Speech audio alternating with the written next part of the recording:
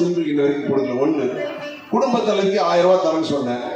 இப்ப நான் கேட்கிறேன், இங்க எத்தனை பேர் குடும்ப தலைவி? தமிழ்நாட்டுல 2,24,00,000 குடும்பம் இருக்கு. எவ்வளவு? 2,24,00,000 குடும்பம் இருக்கு. குடும்ப தலைவிக்கு 1000 ரூபாய் தரேன்னு சொல்றாங்க. நம்ம யாரும் கேட்கல, நீங்க தான் சொன்னீங்க. திராவிட முன்னேற்ற கழக வாக்குறுதியில சொன்னீங்க. ஆனா இன்றைக்கு எவ்வளவு பேர் தரீங்க? 1,05,00,000 பேருக்கு தான் நீ 1000 ரூபாய் கொடுக்குற. மகளிர் உரிமை தொகைன்னு சொல்லி சொல்ற, பரவாயில்ல, எந்த வேணா பேர் வச்சுக்க, தப்பு இல்லை. ஆனா 2,24,00,000 குடும்ப தலைவிக்கு நீ கொடுக்கறது எவ்வளவு? 1,05,00,000 பேர் தான் தர. யாரை ஏமாத்துற? இப்ப என்ன சொல்ற? 5 ஏக்கர் நிலம் இருந்தால் அவங்களுக்கு இல்ல, கார் இருந்தா இல்ல, இன்கம் டேக்ஸ் கட்டணம் இல்ல. ஏன்டா நாய, நீ ஓட்டு கேட்கும்போது வந்தியா? அப்ப நான் அந்த வார்த்தை சொன்னியா?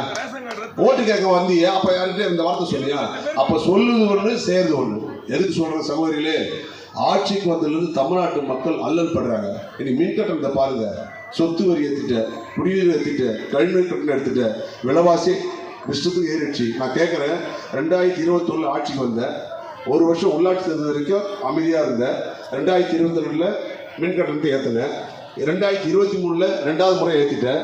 2024 3வது முறை ஏற்றிட்டேன்.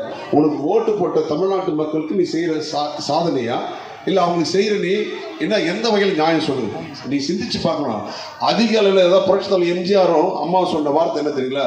தமிழ்நாட்டில் அதாவது ஆண்களை விட பெண்கள் தான் அதிகமாக ஓட்டு போட்டு ஜெயிச்ச ஒரே 2 பேர் யாரான எம்ஜிஆர் அம்மாவும். அது அவங்க சொன்னாங்க, நாங்கள் சொல்லலை. புரட்சி தலைவர் புரட்சி சொன்ன வார்த்தை. ஏன்னா நீங்கள் தான் தலைவருக்கும் ஓட்டு போட்டீங்க, அம்மாவுக்கும் ஓட்டு போட்டீங்க. அதனால தான் 3 முறை தலைவர் 1977ஆம் ஆண்டு, 1980ஆம் ஆண்டு, 1984ஆம் ஆண்டு 3 முறை முதலமைச்சர் ஆனாங்க. அம்மா 6 முறை முதலமைச்சர் இருக்காங்க. ஆனால் இன்னைக்கு திமுக தெரிஞ்சோ தெரியாம புரட்சி தலைவர் எம்ஜிஆர் மறையும் போது ஊர் 2 பட்டா கூத்தாடி கொண்டாட்டம் போல அந்த 2 வருஷம் ஆட்சிக்கு வந்த பாவம் தான் அன்னிலிருந்து 7.5 தமிழ்நாட்டு மக்களுக்கு ஆரம்பிச்சிருச்சு. இன்னைக்கு அதான் எனக்கு முன்னாடி பேசின அண்ணா கமலஹாசனோட சொன்னார், இந்த தொகுதி பற்றிலாம் பேசினா எனக்கு பின்னாடி பேசுகிறவர் ரொம்ப சிறப்பாக பேசுவார். நான் கேட்க வர்றது, கருணாநிதி குடும்பத்தை மட்டும் சொல்லி நான் விடைபெற விரும்புகின்றேன். இன்றைக்கு கருணாநிதி குடும்ப சொத்து எவ்வளவு தெரியுமா உங்களுக்கு? அவர் பராசக்தியில் கதாவாசனம் எழுதினார். உங்களுக்கு தெரியும், திரைப்பட கண்ணதாசன் பாடலாசிரியர் எல்லாருக்கும் உங்களுக்கு தெரியும்.